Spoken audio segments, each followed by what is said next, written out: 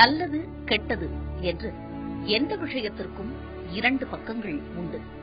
இந்த சமூகமும் அப்படி இரண்டு பக்கங்கள் கொண்டதுதான். நல்ல விஷயங்கள் சரி, ஆனால் இந்த சமூகத்தின் இன்னொரு முகம் நிஜமாகவே இன்னும் கோரமாக மாறிக்கொண்டிருப்பதுதான் மிகுந்த வேதனையை தருகிறது. இந்த தீய நிகழ்வுகள் குறைய வேண்டும், ஏன் இல்லாமலே போக வேண்டும். அந்த இளம் கணவன் மனைவிக்கு அது முதலாம் ஆண்டு திருமண நாள். திருமண நாளை வித்தியாசமா கொண்டாடி மனைவியை மகிழ்விக்கணும்னு நினைச்ச அந்த கணவனுக்கு அந்த நாள் சோகமா தான் முடிஞ்சது. தனது ஆசை மனைவியவே பலி கொடுத்தாரு அந்த விபரீத கொண்டாட்டத்துல. என்ன நடந்துச்சு? வினோத் 28 வயது, பெங்களூருவில் வசிக்கும் இளம் பிசினஸ்மேன். ரம்யா 26 வயது, வினோதின் காதல் மனைவி. கடந்த வருடம் ஜனவரி மாதம்தான் இந்த இருவருக்கும் திருமணமானது. தங்கள் முதலாம் ஆண்டு திருமண நாளை வித்தியாசமாக கொண்டாட வேண்டும். அந்த கொண்டாட்டத்தின் மூலம் தன் மனைவியை சந்தோஷத்தின் உச்சத்திற்கு கொண்டு செல்ல வேண்டும் என்பது வினோத்தின் ஆசை. சேலம் விமான நிலையத்தின் அருகே உள்ள கமலபுரம் என்ற இடத்தில் வினோத், ரம்யா உட்பட 10 நபர்களுக்கு தனது பயிற்சியை துவங்குகிறது அந்த பயிற்சி பள்ளி. அது ஜனவரி 30ஆம் தேதி. உற்சாகத்தின் உச்சியில் இருந்தார் வினோத்தின் மனைவி ரம்யா. முந்தின நாள்தான் 3000 அடி உயரத்திலிருந்து குதித்து சாதித்திருந்தார் ரம்யா. இன்று அவர் 10,000 அடி உயரத்திலிருந்து குதித்து அந்த அரிய சாகசத்தை செய்ய போகிறார். அந்த சிறிய விமானம் பூமியில் இருந்து 10,000 அடி உயரத்தில் பறந்து கொண்டிருக்கிறது. வினோதும் ரம்யாவும் அந்த உயரத்திலிருந்து குதிக்க வேண்டும்.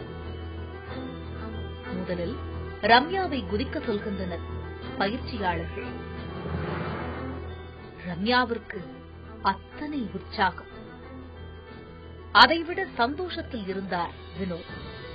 தனது மனைவிக்கு இப்படி ஒரு மகிழ்ச்சியை திருமண நாள் பரிசாக கொடுக்கிறோமே என்று பாராசூட் கட்டிக்கொண்டு அவ்வளவு உயரத்திலிருந்து குதிக்கிறார் ரம்யா.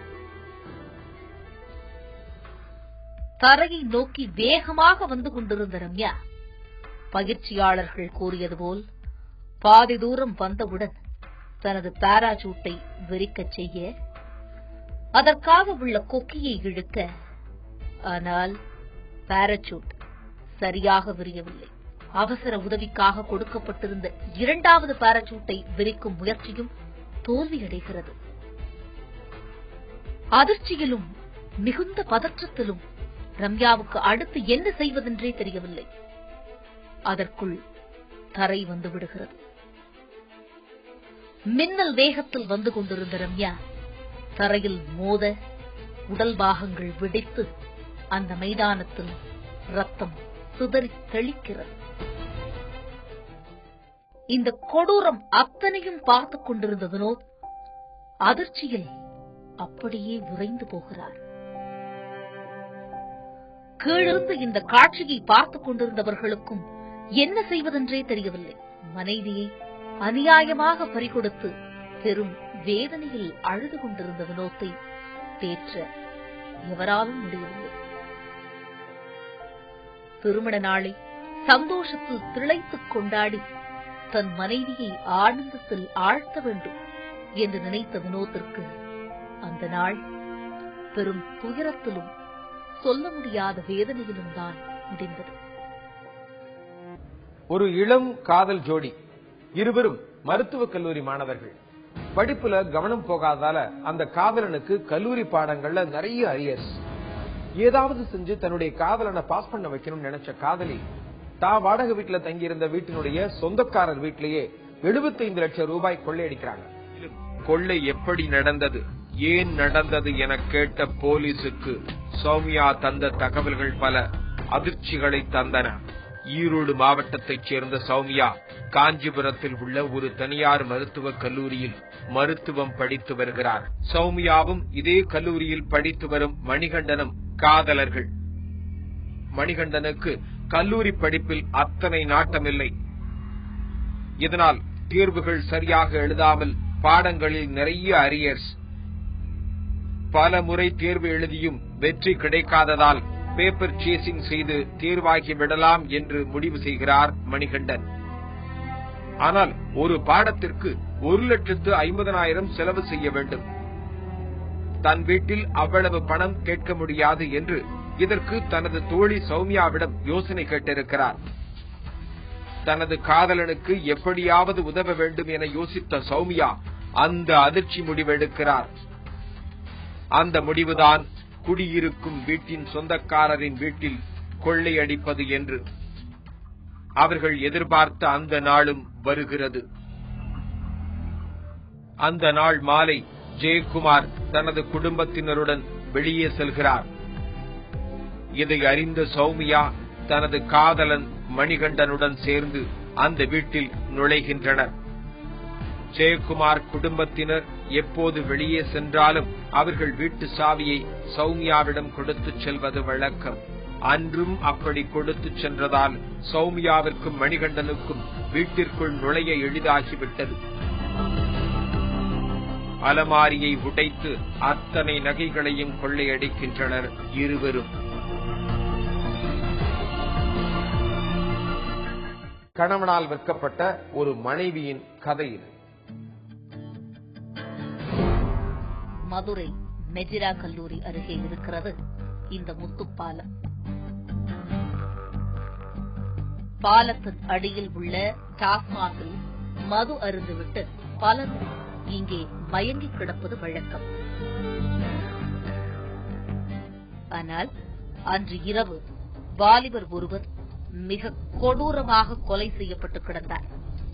இரவு சுமார் ஒரு 10:30 மணியை போல எனக்கு ஒரு போன் கால் வந்தது. போன் கால்ல ஒரு நபர் ரத்த வெள்ளத்துல கீழே கிடக்காரு அப்படின்னு சொல்லி. இறந்து கிடந்த நாகலிங்கம் முத்துப்பட்டியைச் சேர்ந்தவர் என உறுதி செய்யப்பட்ட நிலையில் அடுத்த கட்டமாக நாகலிங்கத்தை கொன்றது யார் என விசாரணையில் இறங்கியது காவல்துறை. நாகலிங்கம் தனது மனைவி சத்யாவுடன் முத்துப்பட்டியில் மகிழ்ச்சியாக வாழ்ந்து வந்தவர்.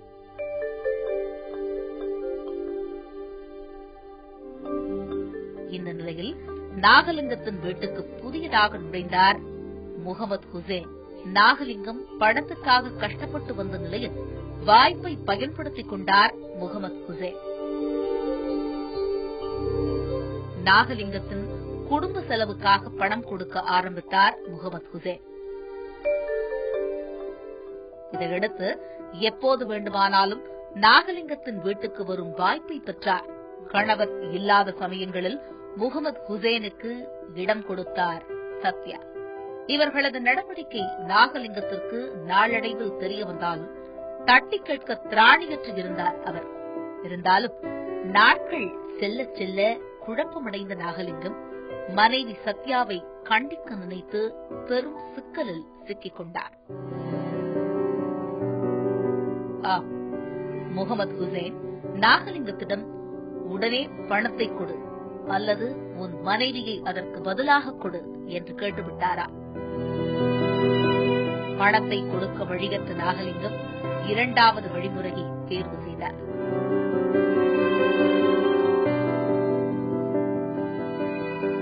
நாகலிங்கத்துடைய மனைவி சத்யா என்பவர் முகமது ஹுசைனுடைய வாழ்க்கை நடத்துவதாக சொன்னாங்க.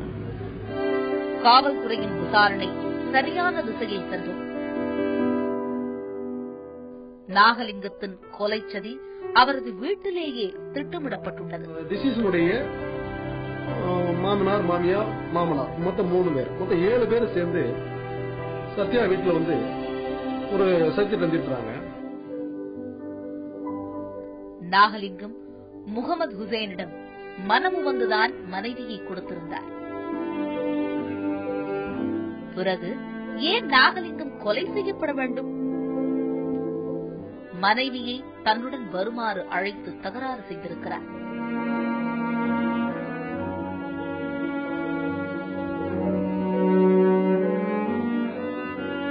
தீபாவளிக்கு 2 நாளைக்கு முன்னாடி வந்து நான் ஏதோ தவறாக உன்னை வித்துட்டேன், இனிமே நம்ம சேர்ந்து வாழலாம் அப்படின்னு சொல்லி மனைவிட்ட வந்து கேட்கிறாரு. மனைவியானவள் சத்யா சொல்றா, இல்ல இனி நீங்க வித்துட்டீங்க, இனிமேல் நானும் உங்க கூட வாழ்வதற்கு சம்மந்தம் இல்ல, நானு முகமது ஹுசைனுடைய நான் வாழ்ந்து கொள்கிறேன் அப்படின்னு சொல்றான். நாகலிங்கம் மீண்டும் மனைவியை தேடிச் சென்றதும் பிள்ளைகள் மீது அன்பு காட்ட முயன்றதும் அவரது உயிருக்கே உலை வைத்தது. என்னதான் பணம் வாங்கியிருந்தாலும் பாசம் அவரை மீண்டும் இழுத்திருக்கு. அதே பாசமே அவருடைய உயிரையும் குடிச்சு.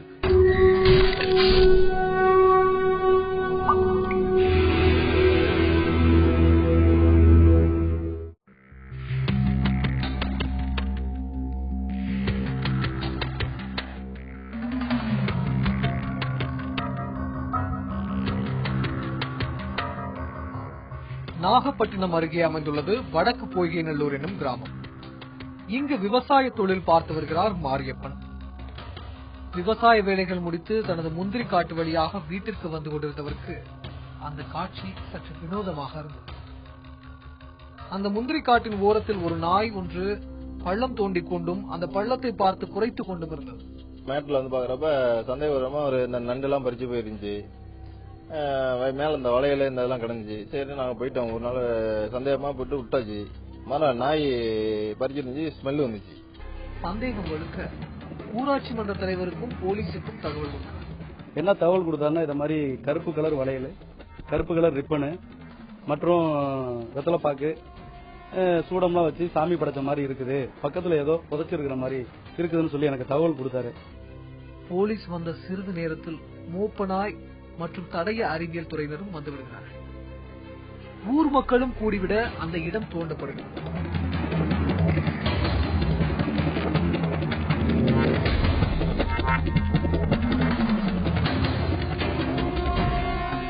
அங்கே அந்த காட்சி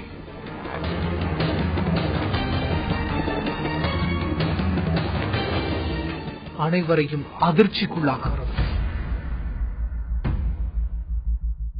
17 வயது மதிக்கத்தக்க ஒரு பெண்ணின் பிணம் வெளிப்படுகிறது. ஒரு பெண்ணின் பிணம் தோண்டி எடுக்கப்பட்டது அந்த கிராமம் முழுவதும் பரவ, யாருடையது அந்த பிணம் என்பதுதான் ஊர் மக்களின் கேள்வி.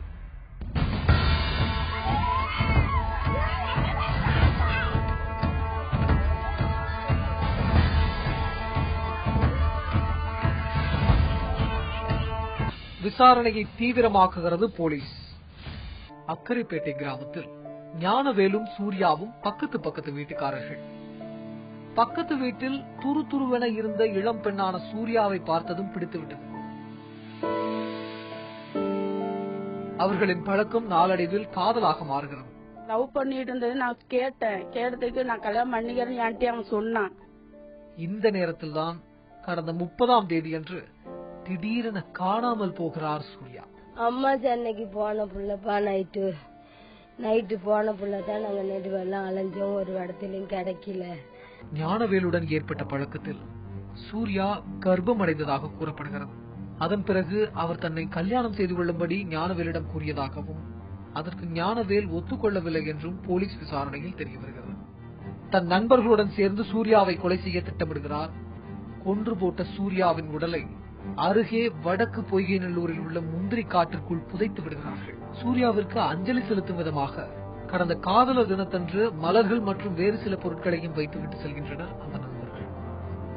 இதற்கு பிறகுதான் ஒரு நாய் அந்த இடத்தை தோண்டியதும் பின் சூர்யாவின் இறந்த உடல் வெளியே எடுக்கப்பட்டதும். நடிகை ராதா ஷியாம் என்ற ஃபைசல் மீது 50 லட்சம் ரூபாய் மோசடி புகார் கொடுத்த நிலையில் நான் பணம் கொடுக்கல் வாங்குறது எதுவுமே கிடையாது. என்னை அவமானப்படுத்துறதுக்காக, என் குடும்பத்தை அவமானப்படுத்துறதுக்காக சில அவங்க கூட சேர்ந்து அவங்க கூட்டணியை சேர்ந்து செயல்பட்டு இருக்காங்க. எதுக்கு ஒரு மார்வாடி என் பேரையும் அவர் பேரையும் சேர்த்து எனக்கு லெட்டர் அனுப்புறாரு?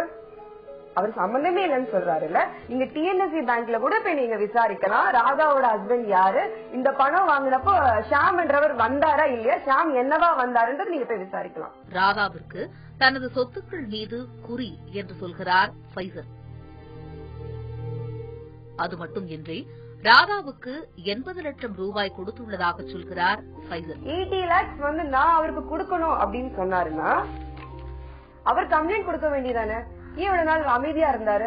எங்க குடும்பத்துக்கோ அந்த ராதாங்கிறவங்களுக்கு எந்த ஒரு தொடர்பும் கிடையாது. எப்படி அவருக்கும் எனக்கும் தொடர்பு உண்டாயி அபார்ஷன் ஆச்சு? ஃபைசல் நானும் புருஷன் பொண்டாட்டியா தான் எங்க வீட்டுல வாழ்ந்தோம். 5 பேருடன் ஏற்கனவே திருமணம் ஆகியிருப்பதாக சொல்கிறார் ஃபைசல். இவர் கணேசன் பக்கத்துல இருக்கு. இப்ப 6 மாசத்துக்கு முன்னாடி அவங்க வீடு கிரயபரிசம் பண்றப்ப அந்த பங்கனுக்கு எடுக்கிறது போட்டோ. அது நடிகை ராதா குறித்து ஃபைசலும் கடுமையான குற்றச்சாட்டுகளை கூறி வருவதால் கடும் கோபத்தில் இருக்கிறார் நடிகை ராதா. அவர் என்ன வேலை பார்த்துட்டு இருக்காரு, அது சம்பந்தப்பட்டமான எல்லா ஆதாரங்களும் எங்களுக்கு இருக்கு. இது கூடிய விரைவில் இந்த உலகத்துக்கு நான் தெரிவிப்பேன். திருநெல்வேலியில ஒரு பாதிரியார் ஒரு பள்ளி மாணவிய பாலியல் பலாத்காரம் செய்த பெரிய கொடுமை நடந்திருக்கு. பாலியல் பலாத்காரம் செய்ததோட கருவுற்ற அந்த சின்ன பெண்ணினுடைய கருவை கரைக்க சொல்லி அந்த பெண்ணினுடைய பெற்றோர்களை மிரட்டி இருக்கிறார் அந்த பாதிரியார். அப்படி என்ன நடந்தது? திருநெல்வேலி பேட்டை பகுதியில் உள்ள புனித அந்தோணியார் ஆலய பின்புறத்தில் உள்ள ஒரு காட்டிற்கு ஒரு பெரிய குழுவுடன் நெல்லை தாசில்தார் வந்திருந்தார்.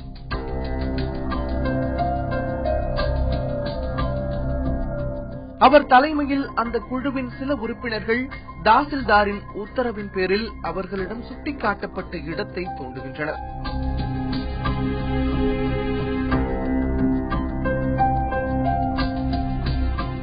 அனைவரும் அதிர்ச்சியாகும் வகையில் அந்த பொருள் எடுக்கப்படுகிறது.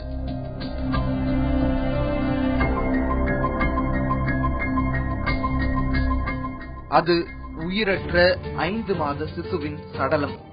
நெல்லை பேட்டை பகுதியில் உள்ள புனித அந்தோணியார் ஆலயத்தில் பாதிரியாராக இருப்பவர் 40 வயதான ஞானப்பிரகாசம் ஆண்டனி செல்வன். 12ஆம் வகுப்பு படிக்கும் 17 வயது மாணவி ஒருவர் பாதிரியாரிடம் தேவாலய பாடல்கள் கற்றுக்கொள்ள வருகிறார். ஒன்றும் அறியாத அந்த மாணவியை தவறாக பயன்படுத்திக் கொள்ள திட்டம் போட்ட பாதிரியார் தனது இருப்பிடத்திற்கே ஒவ்வொரு ஞாயிற்றுக்கிழமையும் வரச் சொல்கிறார். சிறிது காலத்தில் அந்த சிறு பெண்ணின் உடலில் பல மாற்றங்கள் தென்படுகின்றது. இதை கவனித்த அந்த பெண்ணின் பெற்றோர் அவரை ஒரு மருத்துவரிடம் கூட்டிச் செல்கின்றனர். மாணவியை பரிசோதித்த மருத்துவர் அவர் 5 மாத கர்ப்பமாக இருப்பதாக கூறுகின்றனர். இதை கேட்டு அதிர்ச்சியுற்ற அந்த மாணவியின் பெற்றோர் தங்கள் பெண்ணிடம் விசாரிக்க பாதிரியார் தன்னை தவறாக பயன்படுத்தியதை பற்றி கூறுகிறார் அந்த அப்பாவி சிறு பெண். கோபமுற்ற பெற்றோர் அந்த பாதிரியார் ஞானப்பிரகாசத்திடம் சென்று சண்டை போட அந்த நயவஞ்சக பாதிரியாரோ மிகச் சாதாரணமாக எடுத்துக் கொள்கிறார் அந்த விஷயத்தை. பணத்தாசை காட்டி அந்த ஏழை பெற்றோரை சரிகட்ட பார்க்கிறார். ஆனால் கடுமையான கோபத்தில் இருந்த அந்த பெற்றோர் பாதிரியாரை கோபத்தில் இன்னும் திட்ட அவர்களை அடக்க நினைத்த பாதிரியார் இந்த முறை மிரட்டி பயமுறுத்துகிறார். அந்த பயமுறுத்தலுக்கும் மிரட்டலுக்கும் பணிந்து போகின்றனர் அந்த பெண்ணின் அப்பாவி பெற்றோர். பாதிரியார் ஞானப்பிரகாசத்தின் திட்டத்தின்படி மாணவியின் வயிற்றில் இருக்கும் அந்த 5 மாத சிசுவை அகற்ற முடிவு செய்து பாதிரியாருக்கு தெரிந்த மீனாட்சி என்ற மருத்துவரிடம் செல்கின்றனர்.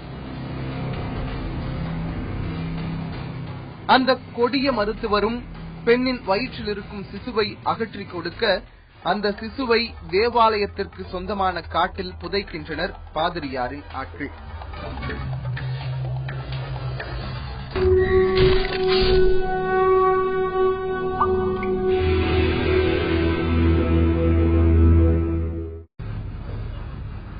ஜனவரி 22 இரவு சுமார் 8 மணி.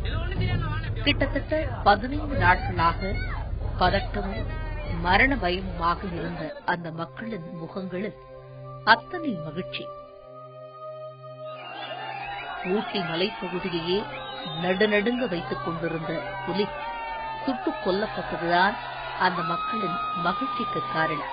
ஆர்ப்பரித்துக் கொண்டாடும் அத்தனை பேரிடமும் ஒரே கேள்விதான், இத்தனை நாள் பிடிபடாமல் ஓடிக்கொண்டிருந்த அந்த புலி கடைசியில் எப்படி சிக்கியது என்பதுதான். 22ஆம் தேதியன்று மாலை ஒரு பெரிய மாட்டை அடித்து இழுத்துச் சென்ற புலி மாலை 6 மணியளவில் கப்பச்சி கிராமத்தின் அருகே உள்ள ஒரு வனப்பகுதியில் தென்பட்டிருக்கிறது. முந்தின நாள் வரை தொழில்நுட்பத்தையும் சில உபகரணங்களையும் நம்பியே புலியை தேடி வந்த எஸ்டிஎஃப்பும் வனத்துறையின் மற்ற அலுவலர்களும் கடைசியாக காட்டுக்குள் வசிக்கும் ஆதிவாசி மக்களை அணுகினர்.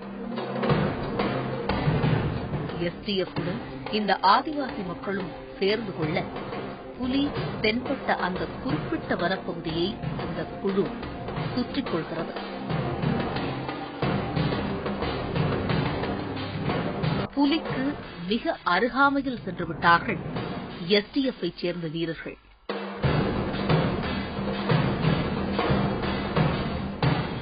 அவர்கள் கைகளில் மயக்க மருந்தை செலுத்தும் துப்பாக்கியுடன் பாதுகாப்பிற்கான ஆயுதங்களாக நவீன துப்பாக்கிகளும் இருந்தன. பொறி வைக்கப்பட்ட கூண்டுகளையும் கொண்டு சென்றிருந்தது அந்த குழு. எப்படியும் உயிருடனேயே அந்த புலியை பிடிக்க வேண்டும் என்பதுதான் அனைவரின் எண்ணமும். ஆனால் அந்த புலியின் விதி வேறு மாதிரி இருந்தது.